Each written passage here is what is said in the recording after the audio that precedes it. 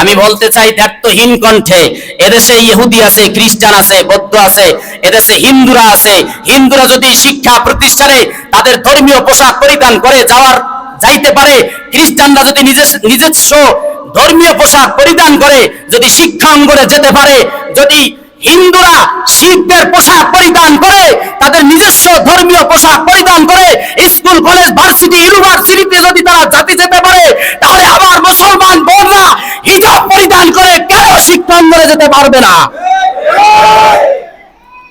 সুতরাং আমরা ঘুমায় আছি, এজন্যই এই দুঃসাহস তারা দেখাইতেছে যে মুসলমান মেয়েরা তারা বোরকা পরিধান করে, হিজাব পরিধান করে তারা শিক্ষা অঙ্গনে আসতে পারবে না। কথা ঠিক না বেঠিক? প্রাথমিক শিক্ষা ব্যবস্থা প্রাইমারি স্কুলগুলোতে যে কোরআনের শিক্ষক দেওয়ার দাবি তোলা হয়েছে, কিন্তু সেই দাবির পরিপ্রেক্ষিতে বিজ্ঞপ্তি দেওয়া হচ্ছে যে প্রত্যেকটা প্রাইমারি স্কুলে আমাদের কোমলমতি বাচ্চাদেরকে গানের শিক্ষক নিয়োগ দেওয়া হোক।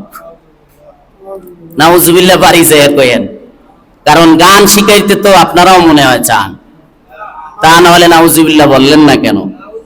যেই কোমলমতি বাচ্চাদেরকে গান শিখানো হবে, এই শিশুগুলা বড় হওয়ার পরে এদের পিতামাতাকে আপনার বৃদ্ধাশ্রমে পাঠাবে না, তাই কি আদর করবে? যেই সন্তানগুলোকে ঢোল আর তবলা দিয়ে সকালবেলা শিক্ষা প্রতিষ্ঠানে তাদেরকে আনন্দ দেওয়া হবে, সেই বাচ্চাগুলো যখন বড় হবে তখন কি আপনাকে সম্মান দিবে, আপনাকে ইজ্জত দিবে? আপনার পিতামাতাকে কি তারা আদর করে, তাদের খেদমত করে জান্নাত কামাই করবে? এরা বুড়ো হয়ে গেলে বলবে যে তাড়াতাড়ি যাও, তোমরা বৃদ্ধাশ্রমে যাও। কথা ঠিক না বেঠিক? কি এক অবস্থা! এই জন্য আমাদের দাবি হচ্ছে যে প্রাইমারি স্কুলগুলোতে গানের শিক্ষক দিয়া এই জাতির সফলতা অর্জন করানো সম্ভব না। কথা ঠিক না বেঠিক?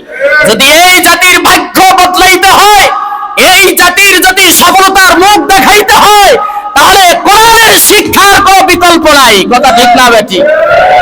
কোরআনের শিক্ষার কোনো বিকল্প নাই।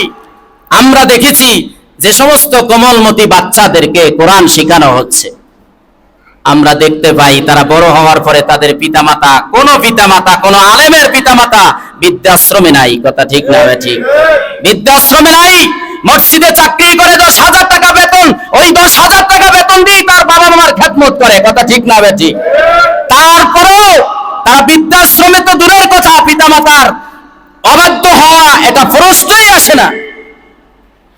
আর আমরা দেখতে পাই পাশাপাশি যারা জেনারেল লাইনের শিক্ষায় শিক্ষিত হইয়া এখন বিরাট চাকরি করে, 1 লাখ, 2 লাখ, 5 লাখ, 2.5 লাখ টাকার চাকরি করে, মাসে বেতন, বাসা বিশাল বিল্ডিং এ থাকে, রাজপ্রাসাদে থাকে, কিন্তু পিতামাতা বৃদ্ধাশ্রমে মরতেছে। কথা ঠিক না বেঠিক?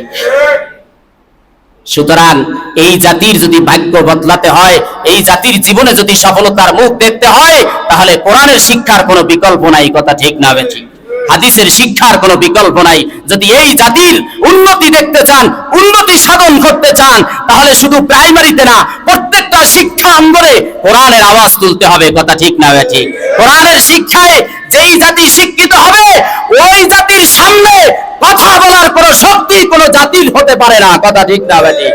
আজকে তাম পৃথিবীর দিকে তাকায় দেখেন, ইহুদি বলেন, খ্রিস্টান বলেন, যত জাতি আছে, কোরআনের সামনে কোনো জাতি টিকে না। কথা ঠিক না বেঠিক?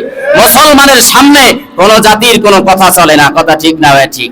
আর আফসোসের বিষয় হলো, মাঝে মাঝে আমরা দেখতে পাই, আওয়াজ পাই যে বিভিন্ন শিক্ষা অঙ্গন থেকে যে মেয়েরা হিজাব পড়তে পারবে না, হিজাব নিয়ে বড় কটূক্তি করে, হিজাব চলবে না।